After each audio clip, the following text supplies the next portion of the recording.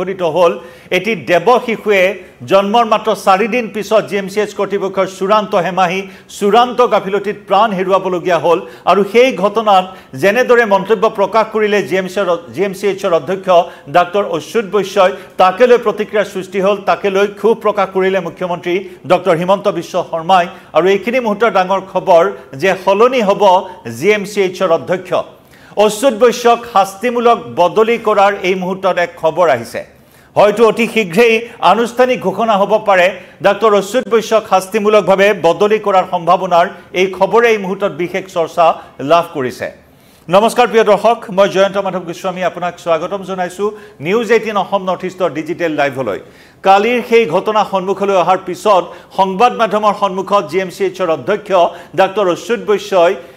দেব শিশুটিৰ নৱজাতকটিৰ মৃত্যুৰ পিছত যিসমূহ মন্তব্য কৰিছে সেই মন্তব্য কোনে সহজভাৱে ল'ব পৰা নাই অচ্যুত বৈশ্যৰ মন্তব্যক সহজভাৱে ল'ব পৰা নাই মুখ্যমন্ত্ৰী ডক্টৰ হিমন্ত বিশ্ব শৰ্মায়ো মুখ্যমন্ত্ৰীয়ে নিশা জিএমচিএইচত উপস্থিত হৈ অচ্যুত বৈশ্যই যিসমূহ স্পষ্টীকৰণ আগবঢ়াইছে ঘটনা সন্দৰ্ভত তাক গৰিহণা দিছে তাক ধিক্কাৰ জনাইছে আৰু নুনমাটিৰ সেই দুৰ্ভগীয়া পৰিয়ালটো যে নেকি 14 বছৰীয়া অপেক্ষাৰ অন্তত তেওঁলোকৰ এটা কন্যা সন্তান জীৱনলৈ আহিছিল তাকো জিএমচিএইচ কৰ্তৃপক্ষই সকলো নিষেধ কৰিলে সকলো সাৰখাৰ কৰি পেলালে সকলো ৰঙীন সপোন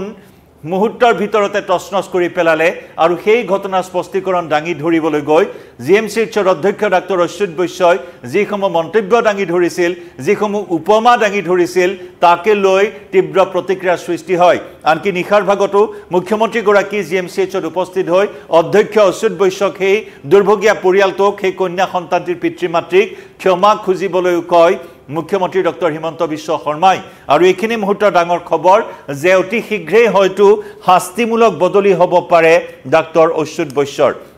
বৈশ্যৰ মন্তব্যক লৈ সমগ্ৰ ৰাজ্যজুৰি প্ৰতিক্ৰিয়াৰ সৃষ্টি হোৱা পৰিলক্ষিত হ'ল তীব্ৰ ক্ষোভ প্ৰকাশ কৰিলে সেই কন্যা সন্তানটিৰ পিতৃয়েও কথা পাতিছিল আনকি আজমল কাছবৰ উদাহৰণ দাঙি ধৰিছিল অচ্যুত বৈশ্যই যাক লৈ তীব্ৰ প্ৰতিক্ৰিয়াৰ সৃষ্টি হৈছিল আৰু এইখিনি মুহূৰ্তৰ খবৰ আমি জনাইছো যে অচ্যুত বৈশ্যৰ স্থানত নতুন অধ্যক্ষ বাছনি হ'ব পাৰে তাৰ ভিতৰত এতিয়া চৰ্চাত আছে ডাক্তৰ বাবুল বেজবৰুৱা লগতে ৰমেন তালুকদাৰৰ নাম এই মুহূৰ্তত চৰ্চালৈ আহিছে দুগৰাকী চিকিৎসকৰ নাম ডাক্তৰ বাবুল বেজবৰুৱা আৰু ডাক্তৰ ৰমেন তালুকদাৰৰ নাম এই মুহূৰ্তত চৰ্চালৈ আহিছে আৰু ডাক্তৰ অচ্যুত বৈশ্যক শাস্তিমূলক বদলিৰ এই মুহূৰ্তত সম্ভাৱনা আহি পৰিছে কালি যিকেইটা উদাহৰণ দাঙি ধৰিছিল প্ৰথমেই কৈছিল অচ্যুত বৈশ্যই সেয়া এটা দুৰ্ঘটনা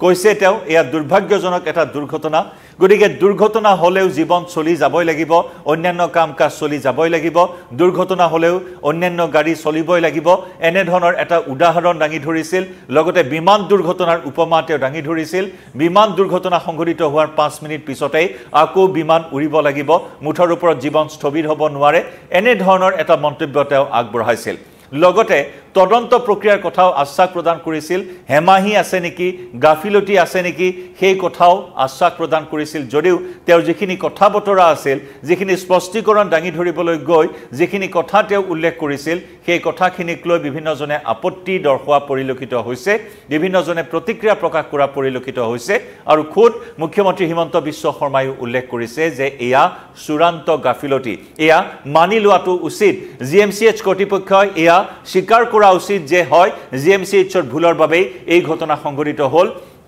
অৱশ্যে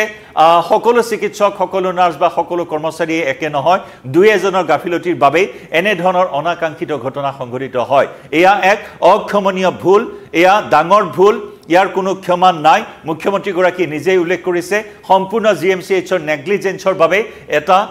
দেৱ শিশুৱে প্ৰাণ হেৰুৱাবলগীয়া হ'ল তাকো ভাবক কিমান দুৰ্ভাগ্যজনক কিমান কৰুণ আছিল সেই ঘটনাটি 14 বছৰীয়া দাম্পত্য জীৱনৰ 14 বছৰৰ পিছত কোলা কোনি কৰিছিল পিতৃ মাতৃৰ সেই কন্যা সন্তানটিয়ে হৃষ্টপুষ্ট 3.7 কেজি ওজনৰ সেই কন্যা সন্তানটিয়ে তেওঁলোকৰ সকলো সপোন পুৰাবলৈ আহিছিল 15 আগষ্টৰ দুপৰীয়া পৃথিৱীৰ পোহৰ দেখিছিল কিন্তু আইসিইউ যি ধৰণৰ চিকিৎসা প্ৰদান কৰা হয় আন্তঃগাঁথনি জিএমচিএইচৰ আন্তঃগাঁথনিক লৈ বিভিন্ন প্ৰশ্নৰ অৱতাৰণা কৰিলে এই ঘটনাই দিনৰ ভাগত অধ্যক্ষ অচ্যুত বৈশ্যই যেনেদৰে উল্লেখ কৰিলে যে প্ৰয়োজনতকৈ অধিক ৰোগী আছিল প্ৰয়োজনীয়তকৈ অধিক শিশুক ভৰ্তি কৰাবলগীয়া হৈছিল যাৰ বাবে একোখন বেডত বা বিছনাত বা বক্সত 4-5টাকৈ শিশুক ৰাখি চিকিৎসা প্ৰদান কৰিবলগীয়া হৈছিল কিন্তু নিশা যেতিয়া মুখ্যমন্ত্ৰী তাত উপস্থিত হ'ল মুখ্যমন্ত্ৰীগৰাকীয়ে নিজেই ক'লে যে পৰ্যাপ্ত সা-সঁজুলি আছিল পৰ্যাপ্ত মেচিন আছিল শিশুৰ চিকিৎসাৰ বাবে ব্যৱহাৰ কৰা সেই অত্যাধুনিক মেচিন পৰ্যাপ্ত পৰিমাণৰ মেচিন থকা সত্ত্বেও একেটা মেচিনৰে 3-4টাকৈ শিশুৰ চিকিৎসা কৰাৰ কথা দিনৰ ভাগত উল্লেখ কৰিছিল অচ্যুত বৈশ্যই কিন্তু মুখ্যমন্ত্ৰীয়ে নিশাৰ ভাগত উপস্থিত হৈ কয় যে তেনেকুৱা কোনো কথা নাই পৰ্যাপ্ত বিছনা আছে পৰ্যাপ্ত সুবিধা আছে যদি সুবিধা নাছিলেই তেতিয়াহ'লে মোক কিয় অৱগত কৰা নাছিল মুখ্যমন্ত্ৰীয়ে সেই প্ৰশ্ন উত্থাপন কৰিছিল অধ্যক্ষ অচ্যুত বৈশ্যক কাৰণ প্ৰতি দুদিনৰ মূৰে মূৰে অধ্যক্ষ অচ্যুত বৈশ্যৰ সৈতে মুখ্যমন্ত্ৰীয়ে কথা পাতে যদি জিএমচিএইচতে তেনেকুৱা ধৰণৰ অভাৱ অভিযোগ আছে শিশুৰ দৰে এটা স্বাস্থ্য কেন্দ্ৰত নিওনেটাল আইসিইউত যদি তেনে ধৰণৰ অভাৱ অভিযোগ আছে তেতিয়াহ'লে মুখ্যমন্ত্ৰী কিয় অৱগত কৰা নাছিল দুদিনৰ মূৰে মূৰে কথা পতাৰ পিছতো কিয় জনোৱা নাছিল গতিকে তেওঁক যদি জনালে হয় মুখ্যমন্ত্ৰী এদিনতে 100খন বিছনাৰ আৰু ব্যৱস্থা কৰিলে হয় বুলি কালি মন্তব্য কৰে মুখ্যমন্ত্ৰীগৰাকী আৰু যাৰ বাবে মুখ্যমন্ত্ৰীয়ে বাৰে বাৰে কৈছে যে এই ঘটনাই তেওঁক চূড়ান্ত ৰূপত লজ্জাবোধ কৰাইছে লজ্জানত হ'বলগীয়া হৈছে নিজকে অত্যন্ত লজ্জানত হোৱা বুলি মুখ্যমন্ত্ৰীগৰাকীয়ে প্ৰকাশ কৰিছে তেওঁ চূড়ান্ত লাজ পাইছো বুলি উল্লেখ কৰিছে গতিকে তেনেস্থলত মুখ্যমন্ত্ৰীয়ে কৈছে যে চূড়ান্ত গাফিলতি হেমাহি নেগলিজেন্সৰ বাবে আজি এই ঘটনা সংঘটিত হ'বলৈ পালে